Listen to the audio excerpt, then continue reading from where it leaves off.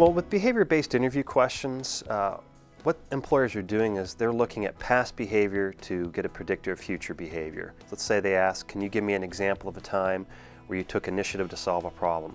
They want to hear a story about where you took initiative.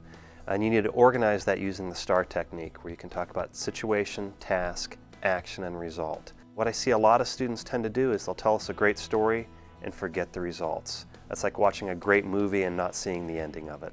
Well, the STAR technique helps organize their thoughts. Behavioral interviewing is telling a story. You're telling us a story, you're setting up the situation so we understand exactly what you're doing. You know, you set the frame, you set the picture for us in our minds. The task is, you know, what was the problem, what was the issue, set that piece up.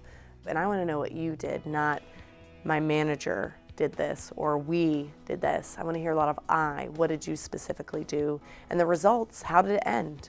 It's like telling a joke and not giving the punchline if you don't add the results in there. When they get those behavioral questions, take it back to a specific example, explain what they did, set it up, give the details, and include a lot of names, dates, times, numbers, and places. The more details you can give, it really helps the employer understand the depth and breadth of what you accomplished.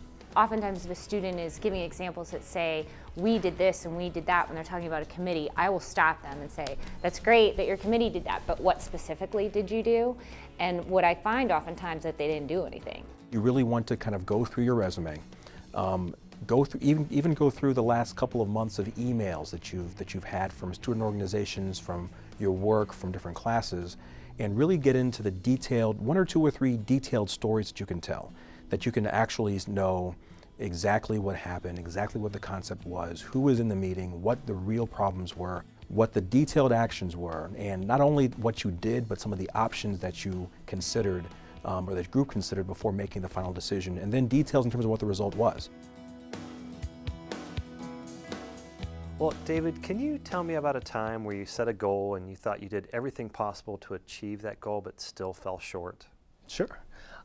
Actually, I had a similar experience to that during my internship during the summer of 2010 with UBS Investment Bank.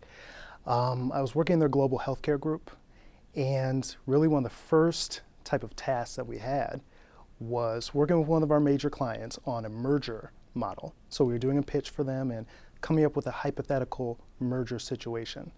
And my task was to create the merger model and come up with the analysis so that we could show them our numbers so that it made sense. So one of my senior associates came to me and said, David, you know, this is your task. Go ahead with it. We're not going to help you out. Do your very best, and we'll come to you at the end of the day. So I literally spent the next, I would say, 12 hours of that day working at a computer on my merger model, which I thought, man, you know, I've spent 12 hours. It's going to be perfect. There's nothing wrong with this. And when I finally presented my model saying, you know, we've got accretion here, we're going to make money off of this deal, the client's going to love it, the very first thing they did once I printed it out was take a red pen and cross an X all the way through it. And they said, you did absolutely everything wrong that we were looking for. And although you spent 12 hours, we're now going to have to go and redo this. So me, you know, this is my first week as an intern, sitting there thinking, wow, I spent way more time than any full-time person would actually spend on this. And I did it all wrong. How is this possible? I'm not going to get a job at all. And now all my dreams of doing investment banking are ruined from this one engagement. And what I later realized was the fact that, you know, when you come in, and this is what they told me at the end of the summer once I finally received a full-time offer, when you come in, they understand you don't know everything. You know, you're not supposed to know every single thing about investment banking or your internship in general.